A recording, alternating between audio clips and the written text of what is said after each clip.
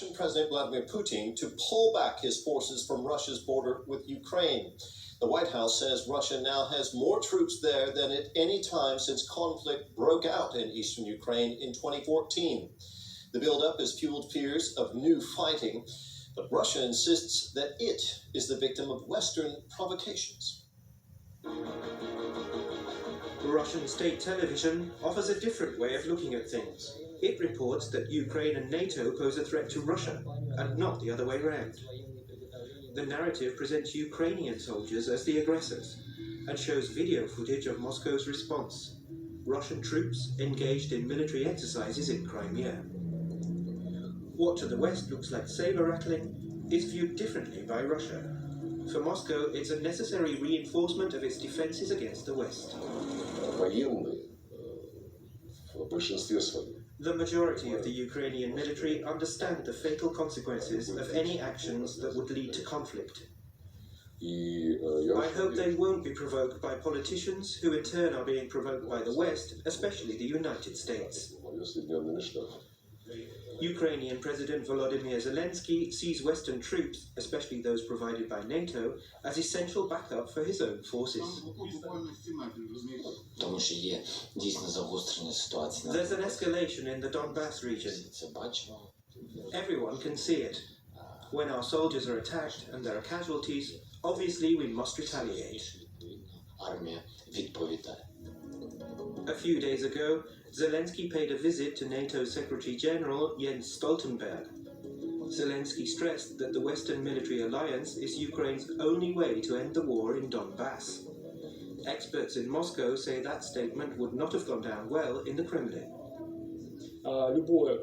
Any cooperation between Ukraine and NATO, any help from the North Atlantic Alliance, is a red flag for the Kremlin. But that doesn't mean that all members of the alliance welcome Ukraine's desire to join NATO as soon as possible. Right now, further steps towards membership are not on the agenda. A clear statement that gives many in Russia hope that a war is preventable. The people of Donbass are less optimistic, though the pro-Russian separatists insist they don't want war either. No. If Ukraine takes the first step, nobody knows where it will end. The Kremlin is doing all this to blackmail Ukraine and the West. If troops are reinforced, if the escalation continues, even a small provocation will be enough to set things off, with unpredictable consequences. Russia's defense ministry says this footage shows recent exercises. If the situation escalates, TV screens may soon be showing the real thing.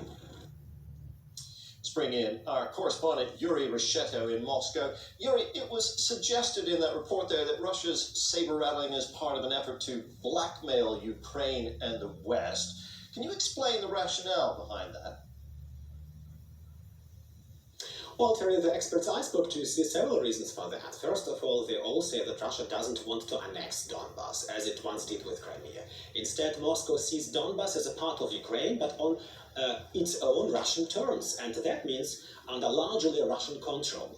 Through the politics in Donbass, Moscow could put pressure on all Ukrainian politics. That's what Moscow obviously wants.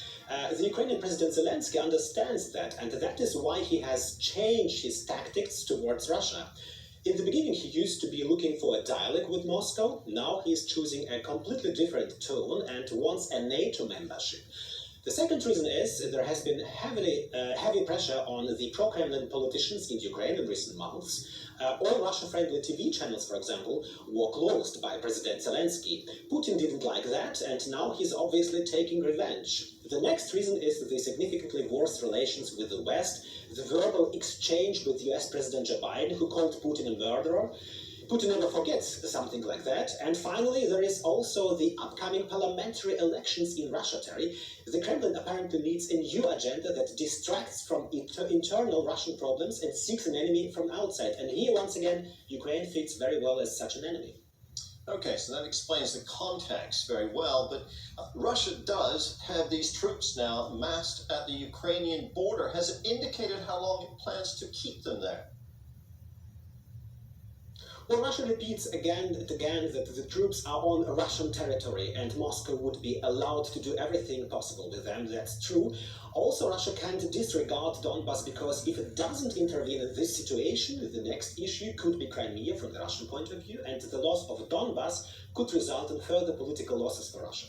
On the other hand, Terry, there is a risk of getting involved in a war with the almost whole West. Given that Russia has no allies or even sympathizers in the entire Western world, we can assume how the possible voting in the UN will turn out for Moscow in case of war. The situation for Russia can become extremely complicated, the consequences, to put it mildly, unpredictable. Ultimately, experts believe it would be better if Moscow stops the saber rattling as soon as possible. What's being done, Yuri, to avoid further escalation in this conflict?